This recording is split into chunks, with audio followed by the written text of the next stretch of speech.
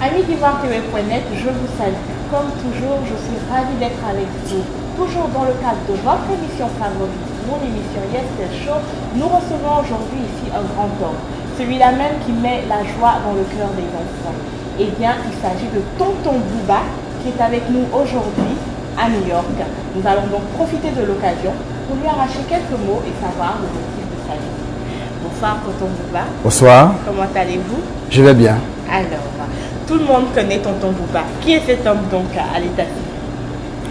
Tonton Bouba, c'est Touré Aboubakar. Le T a été mis par rapport à Tonton. Bouba, c'est le diminutif de Aboubakar. Donc, on m'avait appelé comme ça un mardi soir parce que je devais remplacer au pied levé Yolande Kouadio qui partait en congé de maternité. Et je me suis dit, Aboubakar, ça va être difficile à dire aux enfants ou par les enfants parce que c'est lourd. Donc, Bouba est venu, donc voilà pourquoi c'est venu Tonton Bouba. Alors, je disais tout à l'heure, Tonton Bouba qui met la joie dans le cœur des enfants. Mais nous savons que bon, vous êtes aussi à une autre étape de votre vie et que bon, vous n'êtes plus forcément sur les écrans de la RTI. Ouais. Alors, comment est-ce que vous êtes senti quand vous êtes parti de la RTI? Comment je me suis senti c'était difficile au départ parce que je ne m'y attendais pas. Je ne savais pas pourquoi non plus. Parce que les cas de figure qui avaient été avancés, on disait qu'il fallait faire des licenciements économiques. On dit ceux qui devaient partir dans 1 ou 2 ans à la retraite, je n'étais pas dans ce cas.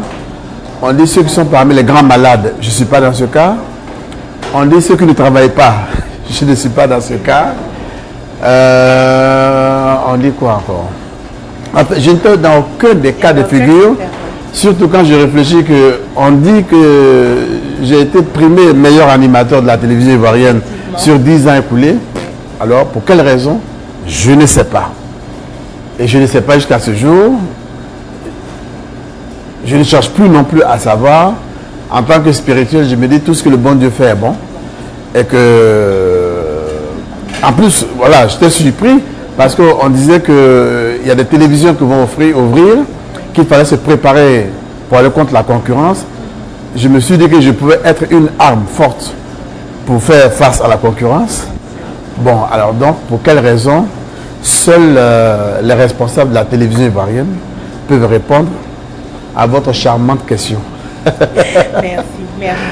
Alors, vous ne vous êtes donc pas arrêté là parce que vous êtes un homme très optimiste et battant. Ouais. Alors, que devient en réalité Tonton Bouba? Parce qu'on sait que ce n'est pas seulement le présentateur, mais c'est aussi aujourd'hui quelqu'un qui est dans la production. Et je dis cela au passage en parlant par exemple de Bonne Fête Maman que vous organisez. Vous êtes à votre 11e édition. Ouais.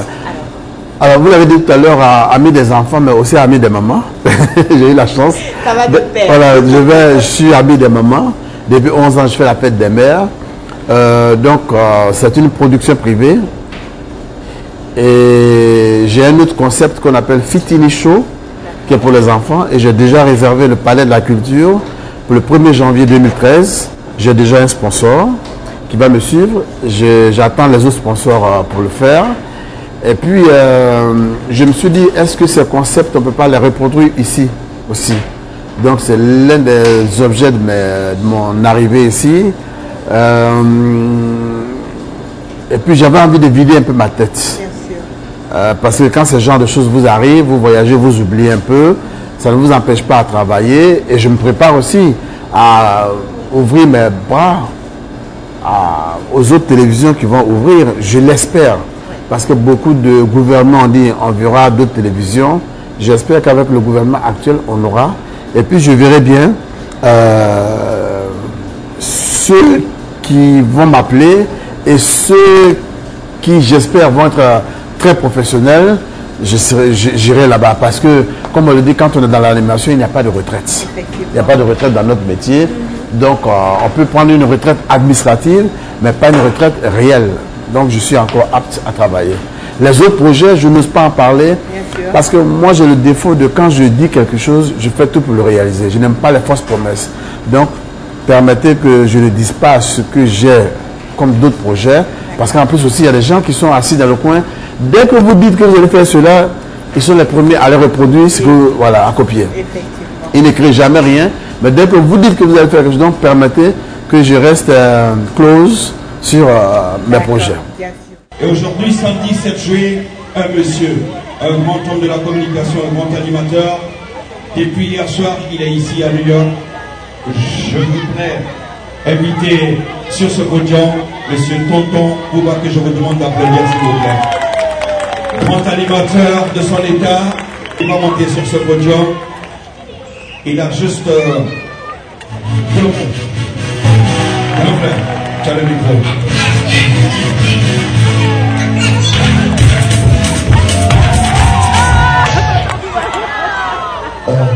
C'est difficile, je n'avais pas pu parler. Monsieur, dame, bonsoir. Très heureux d'être avec vous. Comme il l'a dit tout à l'heure, je suis juste arrivé hier à 21h45 de Paris. Juste pour 3 semaines. Je regarde à Paris pour 3 semaines là-bas. Je suis animateur à la télévision ivoirienne depuis 25 ans. Je suis venu pour cette cérémonie et j'espère que vous allez participer, que nous allons faire beaucoup de choses. Rapidement, je vais citer que 3 artistes que vous connaissez qui sont passés dans ma main. Il y a Alpha Blondy, il y a Tikenja et le Magic System. Ce sont des artistes qui sont passés à travers ma main. En Côte d'Ivoire, on m'appelle Tonton Bouba parce que j'anime avec les enfants. Mais quand je dis les enfants, environ 4000 enfants quand je fais mes spectacles. Excellence, Monsieur l'ambassadeur, Madame, chers invités de la Côte d'Ivoire, chers amis de M. Enza Camara, avant bien sûr les allocutions, permettez-moi de vous dire que je ne parle pas anglais. Je suis arrivé juste le samedi, donc je peux dire goodbye, je peux dire morning, à part ça, je ne peux pas dire grand-chose. Donc je demande aux uns et aux autres de traduire auprès de ceux qui sont beaucoup plus anglophones. Et comme vous le savez, cette cérémonie est une cérémonie certes très officielle, fraternelle, familiale. C'est pour ça que nous sommes là. Enza Camara a été mon voisin de chambre en 1974. Il était mon voisin d'en face. Moi, j'étais à la chambre 46. Et toi, tu étais 33. Il était avec un grand monsieur qui s'appelait Georges Sissoko, qui est le responsable du SAMU en Côte d'Ivoire aujourd'hui, parce que monsieur Enza est un grand sportif et handballeur. Et au moment où on disait que la Côte d'Ivoire avait un bon niveau au niveau du handball, c'était leur génération. Et il m'a entraîné dans le sport et finalement il m'a nommé Platini. Mais s'il vous plaît, ne cherchez pas à savoir pourquoi il m'a nommé Platini, mais c'est notre code. Alors, comme je le disais tout à l'heure, il est de passage à New York. Tonton Bouba est donc avec nous. Nous profitons pour lui arracher quelques mots. Alors, Tonton Bouba, dites-nous un peu, depuis quelques années quand même, on voit qu'il y a beaucoup de figures des médias qui viennent soit aux États-Unis ou en Europe et qui restent, qui s'installent, qui poursuivent, je dirais, un peu leur chemin. Est-ce le cas avec vous? Jamais. Jamais je n'accepterai, jamais je n'accepterai de rester aux États-Unis et nulle part ailleurs parce que j'aime mon Abidjan et je pourrais accepter de faire des va-et-vient. Et puis j'ai vécu quand même 5 ans de ma jeunesse, de 79 à 85, j'ai vécu à Paris où j'ai eu tous mes diplômes. J'ai eu l'avantage de beaucoup voyager quand j'étais adjoint au directeur du Ballet national de Côte d'Ivoire, entre le Japon et la Guadeloupe, passant par un peu partout dans le monde. Et puis je me dis quand même, comme le disent les Français, je suis un senior. C'est-à-dire, quand vous avez dépassé les 50 ans, vous êtes un senior. Moi, je dis, avoir 50 ans et rester à l'aventure, c'est pas la peine. Ou bien vous réussissez de vous péter les plombs. Quand on regarde dans la rue ici, quand on regarde à Paris, quand on regarde à Londres, généralement, les gens qui parlent seuls, c'est les gens qui ont échoué. Je pense que je gagne ma petite vie à Abidjan. j'aime bien Abidjan. Je pense que les gens ont besoin de moi. Et je pense que je peux venir ici pour acquérir d'autres expériences parce qu'on ne finit jamais d'apprendre dans la vie. Mais je ne peux pas m'installer ici. C'est pourquoi je dis, c'est vrai, on dit chez nous, un être humain ne dit jamais, jamais. Mais je veux dire par là que je n'ai aucune envie de vivre ici. J'ai envie de venir voir les frères. Vous parlez tout à l'heure de la fête des mères. Je voulais saisir l'opportunité pour dire merci à toutes ces femmes qui me soutiennent, qui me sourient. Je voudrais dire aussi aux femmes de New York, des États-Unis, que je suis prêt, de par le canal de mon jeune frère José Touré, à venir mettre un peu de baume dans leur cœur, pourvu que les choses se passent dans les voies normales. Parce que depuis que je suis là, on me dit, ah, tonton Bouba, veux-tu venir là? Est-ce que tu ne peux pas faire ça pour nous? Non, mais tonton Bouba, c'est un billet d'avion. Tonton Bouba, c'est quand même un hôtel. Tonton Bouba, c'est un déplacement. Tonton Bouba, c'est quand même un cachet parce qu'il a des enfants à nourrir. Tonton Bouba, ce n'est pas seulement le sourire.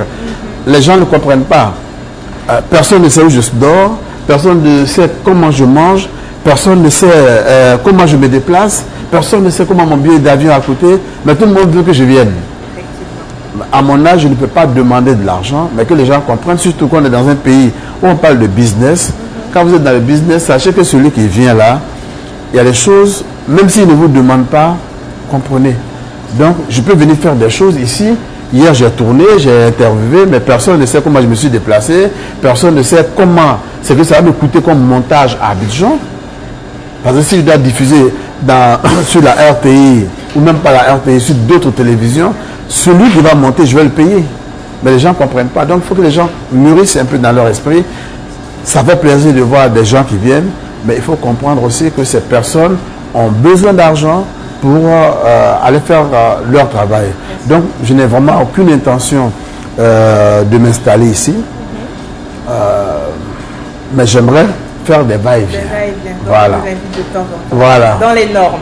Dans les normes. S'ils voient la TV, m'invitent. À la rigueur, comme c'est des confrères, je peux dire, bon, je sais où je vais dormir, je sais où je vais manger, mais trouver le billet d'avion et puis donnez-moi quelques dollars, parce que quand on repart, on a envie d'acheter des montres, on a envie d'acheter quelques petites affaires pour la petite famille. Et des joujoux pour les enfants. Pour les joujoux pour les enfants, voilà.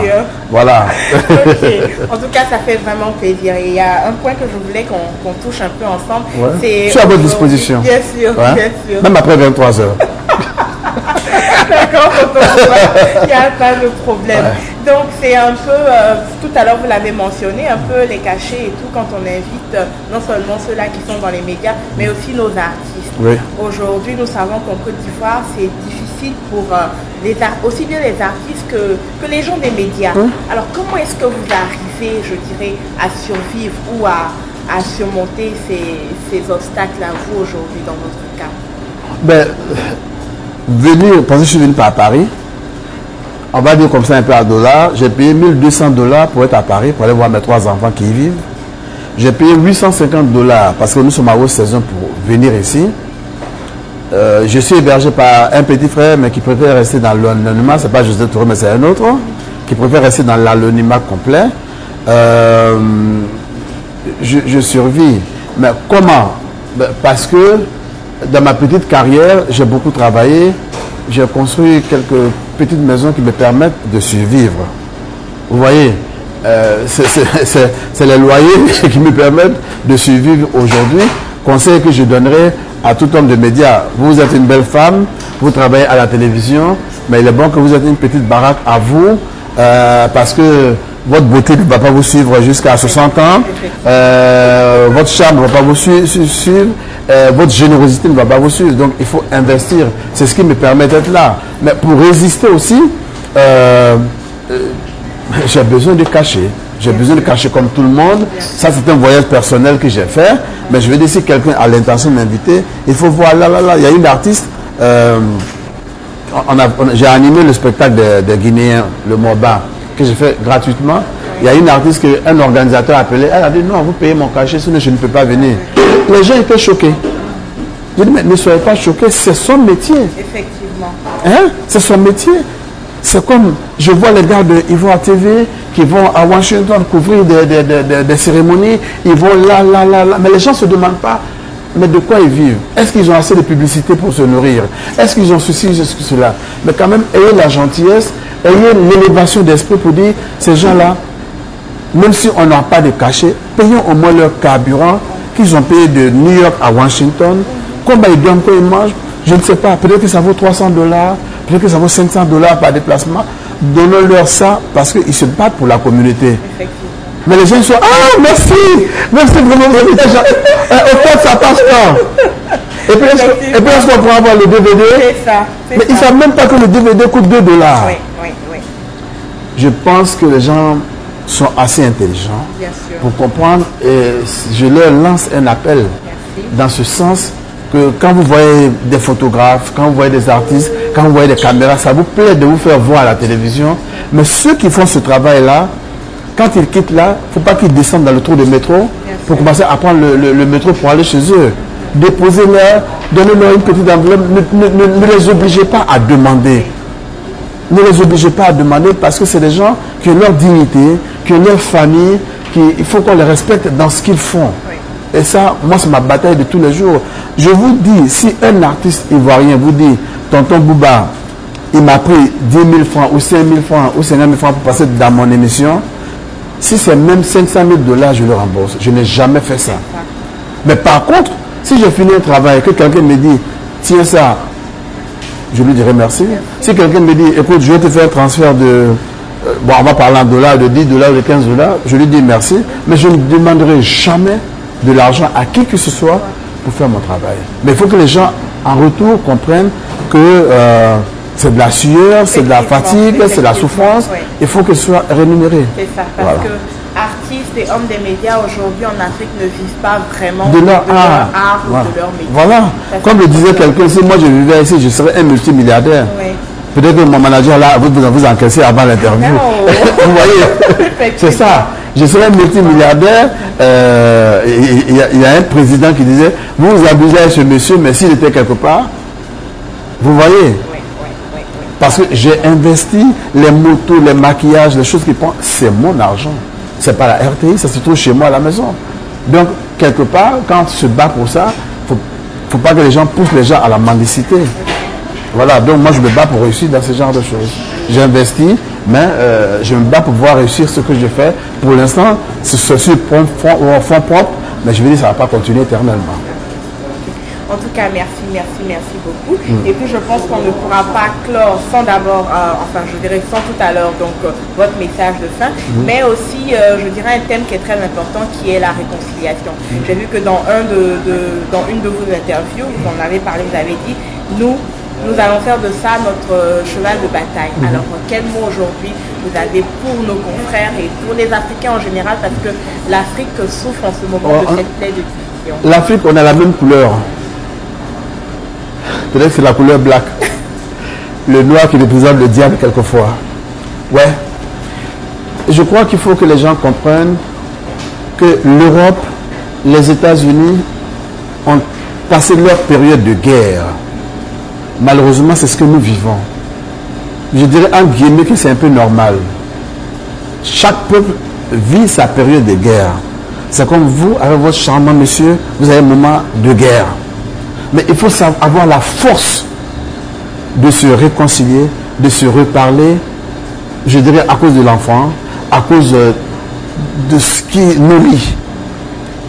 Et partout en Afrique, malheureusement, on met la religion dedans, les chrétiens d'un côté, les musulmans de l'autre côté, pourtant c'est le même Dieu. On met les problèmes ethniques, mais si les États-Unis sont forts, il y a les Chinois partout, il y a les Mexicains partout. Women Black, moi je viens de Harlem Hospital, il y a des endroits créés pour que vous puissiez vous soigner. Mais quand vous voyez ça, pourquoi le Hausa ne va pas venir marier la femme bété?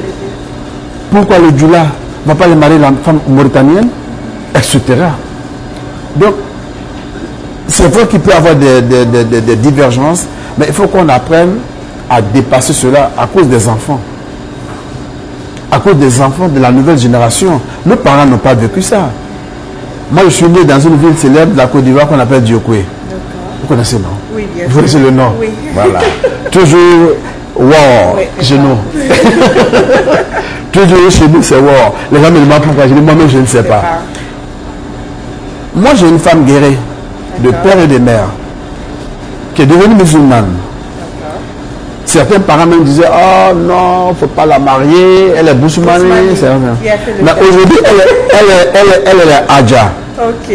Et ceux qui s'opposaient au mariage, certains ne connaissent même pas l'aéroport d'Abidjan. Mais je veux dire quoi, nos parents ont permis ce genre de choses parce que les parents, moi, ma maman a fait l'enfance avec le papa de ma femme à Guiglo. Mais aujourd'hui, au contraire, au lieu que nous gardions ce souvenir-là, cette habitude de nos parents, on a besoin de dire, toi tu es Agni, il faut te méfier des bêtés, hein. Bêtés et Agni n'ont jamais mis. Attends. Vous comprenez? Toi tu es burkinabé, attention, les Ivoiriens ne vous aiment pas. Hein. Mais pourtant, Blaise Compaoré, sa femme est ivoirienne. Effectivement. Didier Drogba, sa femme est malienne. Ouais. Alors, et toi avec une ivoirienne. Mais attends, il faut qu'on ait la force quand on voit ce genre de choses, de comprendre que pour avancer, il faut qu'on se réconcilie. C'est pourquoi quand j'ai fait la fête des mères, vous verrez des extraits, je dirais que nous, en tant qu'hommes de médias, sans faire de gros discours, sur le même plateau de la même fête, vous verrez des femmes diverses d'horizons qui vont s'amuser parce qu'elles arrivent à 8h du matin pour un spectacle privé à 15h. Elles s'amusent de 8h jusqu'à 18h. Et quand elles s'en vont, je pense que c'est une touche. Et c'est en cela, je lancerai un mot au gouvernement. Il faut qu'il fasse attention à ces petites choses. Quand on fait des spectacles pour enfants, vous avez vu, votre fils est rentré ici, il a commencé à s'amuser avec des enfants qu'il ne connaît pas, qu'il vient de voir à peine. Parce que les enfants n'ont pas d'état d'âme.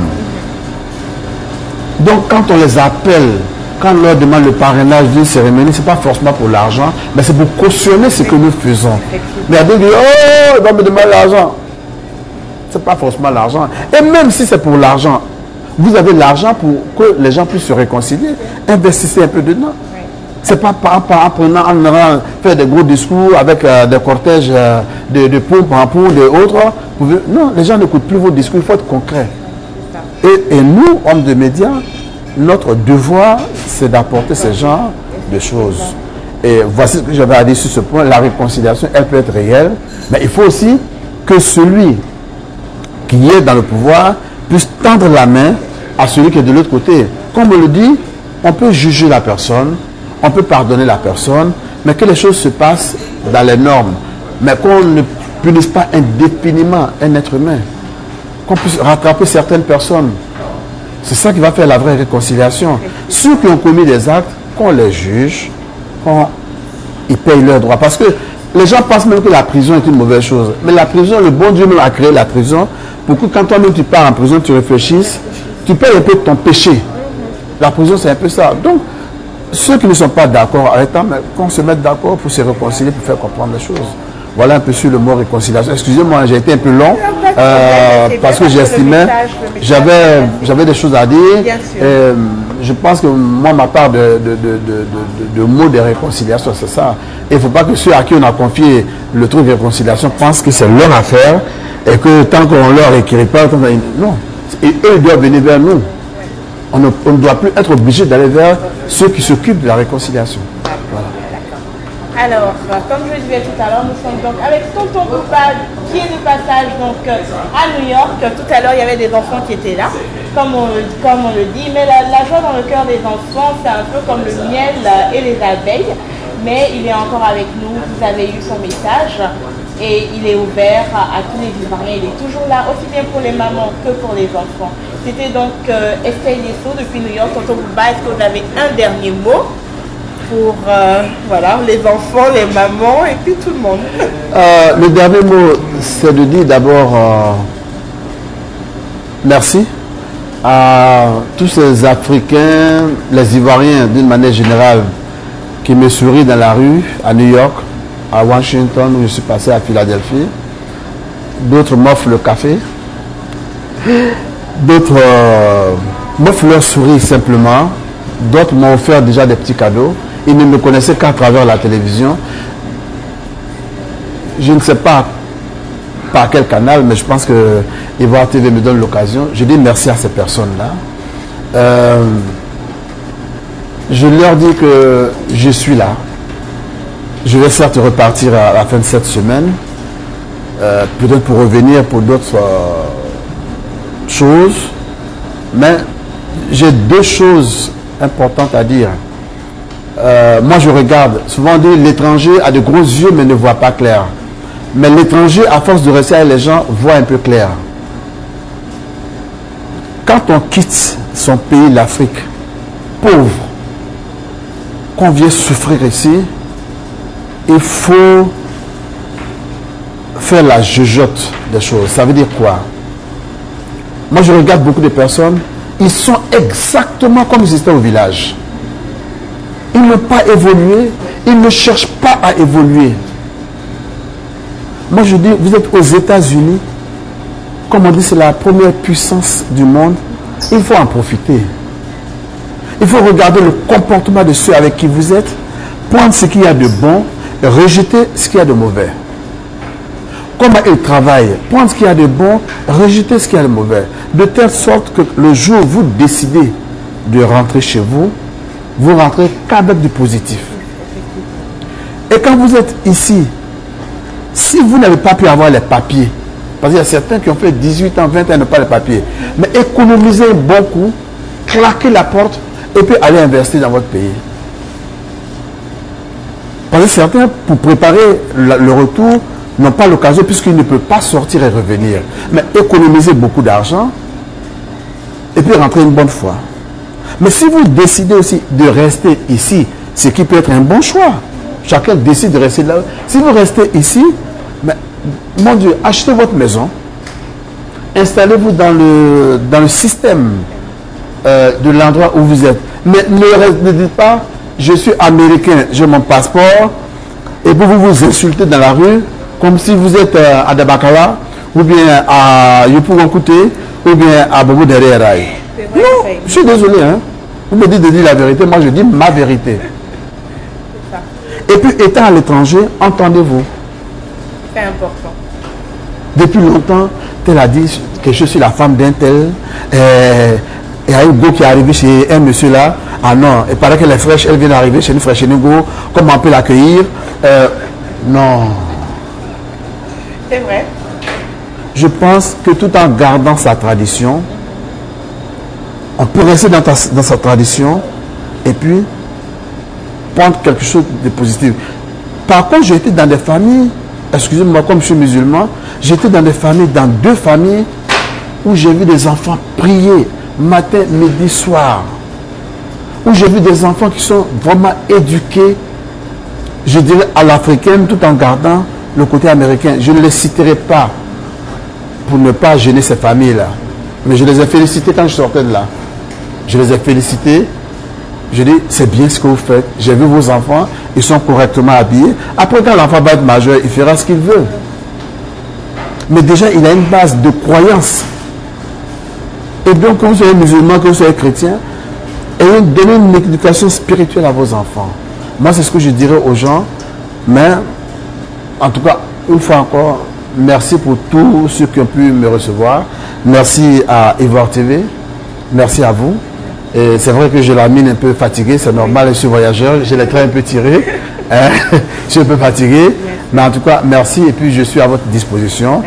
Mon contact, c'est José Touré. On l'aime, on l'aime pas, c'est possible, mais aucune personne n'est parfaite sur cette terre. En tout cas, c'est lui mon contact. Si vous voulez me toucher. Et puis, bon séjour à vous ici. Qui prendra fin bientôt, j'espère. Bon séjour à vous. Et puis, à très bientôt à vos téléspectateurs. Merci. Merci, Tonton Bouba. Eh bien, nous étions avec Tonton Bouba depuis Harlem, donc au Café 2115, qui nous a donc donné l'opportunité d'utiliser leur... Je vous ai dit que je ne vous ai pas bien embrassé. C'est ce que tu as dit, hein. Il dit que je dis le salut comme un villageois. Excusez-moi, quand vous êtes confus. Alors que tout à l'heure, vous étiez en train de dire qu'il ne faut plus se comporter comme les villageois. Ouais, non. Merci encore, tonton Bouba. Merci à vous. Donc, beaucoup de courage, hein. Merci. Beaucoup de courage. Merci. Ça ira. Ouais. Alors, merci encore au Café 2115 qui nous a reçus pour cette petite émission de Yes. Oui, mais pour la conclusion, mon ami revient. Caméra, here please. J'ai bien dit. Alors, when you want to go to it, you come for the 2115, 21, 20, 21, 15. Okay, to come here because it's African food. African food. The rice, the chicken, le poisson c'est quoi? Fish. Because it's a good look. Everything, every time, every hours is open.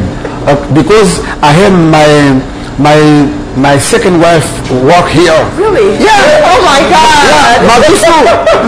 Madusu she's here. You look here. Non, c'est ma belle-sœur, donc je l'appelle ma femme. Voilà. Merci, tonton Bouba. Voilà.